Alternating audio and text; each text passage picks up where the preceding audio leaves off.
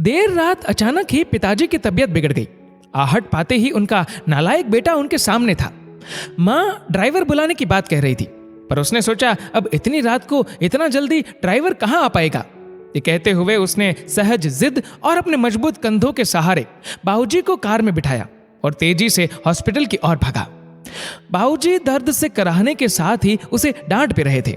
धीरे चला नालायक, एक काम जो इससे ठीक से हो जाए। नालायक बोला, आप ज्यादा बातें ना करें बाबूजी, बस तेज सांसें लेते रहिए, हम हॉस्पिटल पहुंचने वाले हैं। अस्पताल पहुंचकर उन्हें डॉक्टरों की निगरानी में सौंप वो बाहर चहलकदमी करने लगा। बचपन से आज तक अपने लिए वो नालायक ही सुनते आया था।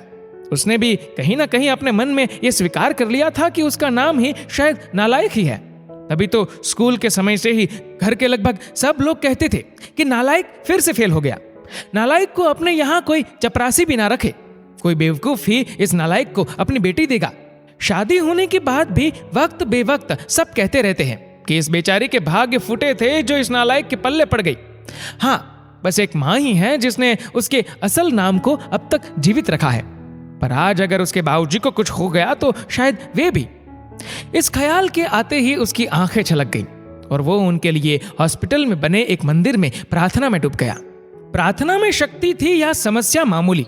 डॉक्टरों ने सुबह सुबह ही बाबूजी को घर जाने की अनुमति दे दी। घर लौटकर उनके कमरे में छोड़ते हुए बाबूजी एक बार फिर चीखे, छोड़ नालायक, तुझे तो लगा होगा कि बूढ़ा अब लौटेगा ही नहीं। उदास हो वो उस कमरे से निकला तो माँ से अब रहा नहीं गया।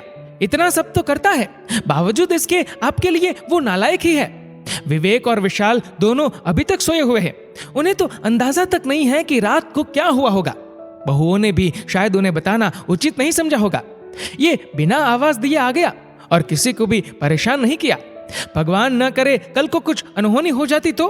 और आप है कि उसे शर्मिंदा करने और डांटने का एक भी मौका नहीं छोड़ते। कहते कहते माँ रोने लगी थी।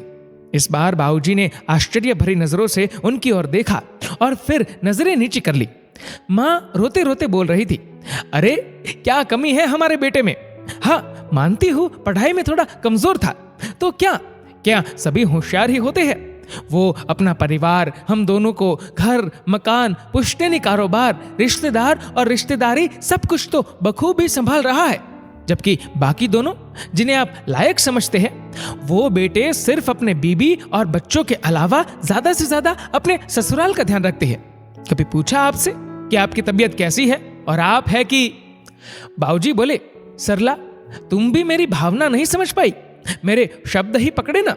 क्या तुझे भी यही लगता है कि इतना सबके होने के बाद भी इसे बेटा कह के नहीं बुला पाने का, गले से नहीं लगा पाने का दुख मुझे नहीं है? क्या मेरा दिल पत्थर का है? हाँ सरला, सच कहूं दुख तो मुझे भी होता ही है, पर उससे भी अधिक डर लगता है कि कहीं ये भी उनकी ही तरह लायक ना बन जाए। इसलिए मैं इसे इसकी पूर्णता का एहसास इसे अपने जीते जी तो कभी नहीं होने दूंगा। माँ चौंक गई। ये क्या कह रहे हैं आप? हाँ सरला, यही सच है। अब तुम चाहो तो इसे मेरा स्वार्थ ही कह लो। कहते हुए उन्होंने रोते हुए नजरें नीचे किए हुए अपने हाथ माँ की तरफ जोड़ दिए, जिसे माँ ने झट से अपने हथेलियों में भर लिया और कहा, अरे अरे ये आप क्या कर रहे हैं? मुझे क्यों पाप का भागी बना रहे हैं? मेरी ही गलती है, मैं आपको इतने वर्षों में भी पूरी तरह नहीं समझ पाई। और दूसरी ओर दरवाजे पर वह नालायक खड़ा खड़ा ये सारी बातचीत सुन रहा था। वो भी आंसुओं में तरबतर हो गया था। उसके मन में आया कि दौड़कर अपने बाबूजी के गले से लग जाए, पर ऐसा करते ही उसके बाबूजी झेप जाते। ये सोचकर वो अपने कमरे की ओर दौड़ गया। कमरे तक पहुंचा भी नहीं था कि बाबूजी की आवाज कानों में पड़ी, अरे नालायक, वो दवाइयां कहाँ रख दी? गाड़ी में ही छोड़ दी क्या? कितना भी समझा दो, इससे एक काम भी ठीक से नहीं होता। नालायक झटपट आंसू पोंछते हुए गाड़ी से दवाइयां निकालकर बाबूजी के कमरे की तरफ दौड़ गया। दोस्तों, इस नालायक बेटे के बारे में आपकी क्या राय है? नीचे कमेंट करके जरूर बताएगा। और अगर आपको वीडियो अच्छा लगा हो तो इस वीडियो को लाइक करेगा, शेयर करेगा ज्यादा से ज्यादा लोगों तक। और ऐसी और भी इंस्पिरेशनल वीडियोस के लिए सब्सक्राइब करें हमारे यूट्यूब चैनल को और फेसबुक पर फॉलो करें हमारे पेज को। धन्यवाद।